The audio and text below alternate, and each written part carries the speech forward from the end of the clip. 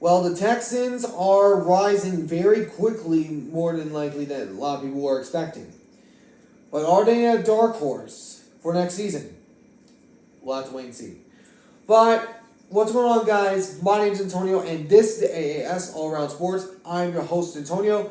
Today, we're going over something that's maybe a little early to talk about, but I am. But the Texans have been one of the most talked about stories throughout the majority of the season, of last season.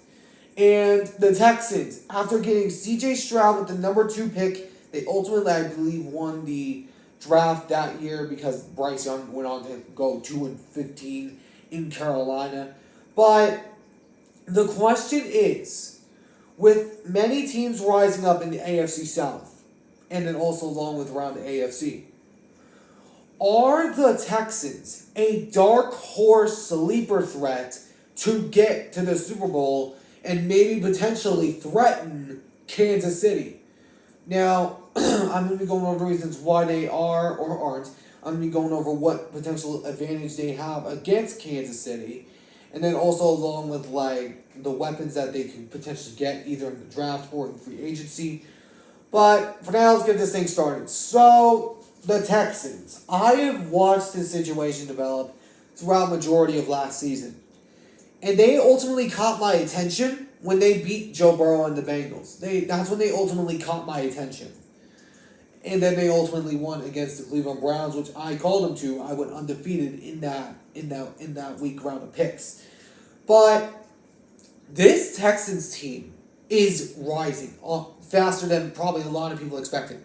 I mean, who goes 3-13-1 a season ago to come back and be 10-7, 11-7 if you count the playoff win? But this team is a dark horse because C.J. Stroud, he is a talented young rookie, and he's going to be coming back next season with more experience. And you also got a great receiver core in Tank Dell, Nico Collins, Noah Brown. You got Dalton Schultz if you can re-sign him because he's currently a free agent right now. And then you also got along with loads of other guys, including Devin Singletary, who's also a free agent, and then also along with Desmond Pierce. And then you also got the defensive guys like Grenard, or I don't know how it's pronounced.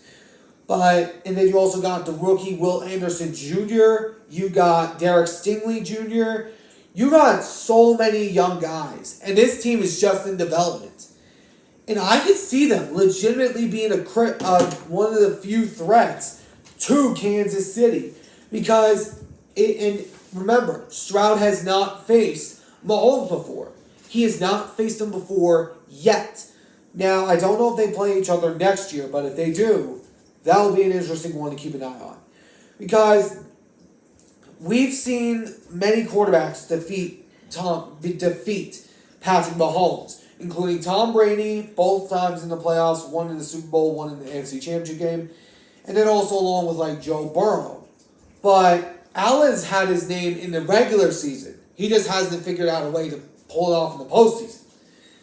If there's another kryptonite that I can see for the Kansas City Chiefs, other than the Bengals, it's the Houston Texans, because the Texans are rising.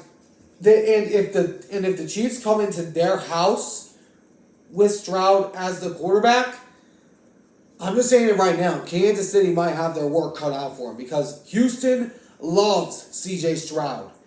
But anyways, that's my talk for today. I hope you guys enjoyed. If you did, please make sure to hit that like button down below. Subscribe if you're new. Turn on the notification bell for day-to-day updates on my videos and live streams. And I'll catch you all in the next one. So long for now.